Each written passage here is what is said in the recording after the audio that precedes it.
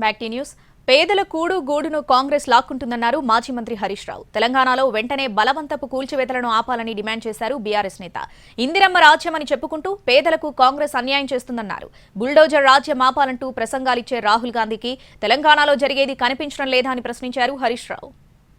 కూడు గుడ్డ నీడ కల్పించాలని ఇందిరమ్మ చెప్తే ఇందిరమ్మ రాజ్యం అని చెప్పుకునే మీరు పేదల యొక్క వాళ్ళ కూడును గూడును మీరు ఇవాళ దూరం చేసేటువంటి ప్రయత్నం ఏదైతే చేస్తున్నారో దాన్ని మానుకోవాల్సినటువంటి బాధ్యత ఇవాళ కాంగ్రెస్ పార్టీ మీద ఉంది.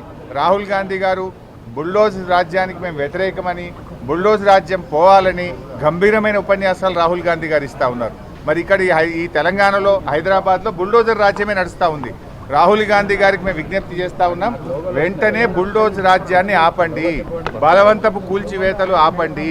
ఇవాళ రాష్ట్రంలో అనేక సమస్యలు ఉన్నాయి. రాష్ట్రంలో పేదలందరూ కూడా ఎన్నో ఇబ్బందులతో ఉన్నారు. రైతులకు ఇప్పటిదాకా రైతు బంధు డబ్బులు పడలేదని లక్షలాది మంది రైతులు ఎదురు చూస్తూ ఉన్నారు. ముఖ్యమంత్రి ఏమంటుండు, డబ్బులు లేవు రైతు బంధు వేయడానికి అంటున్నాడు. రుణమాఫీ చేయడానికి డబ్బులు లేవంటున్నాడు ముఖ్యమంత్రి గారు.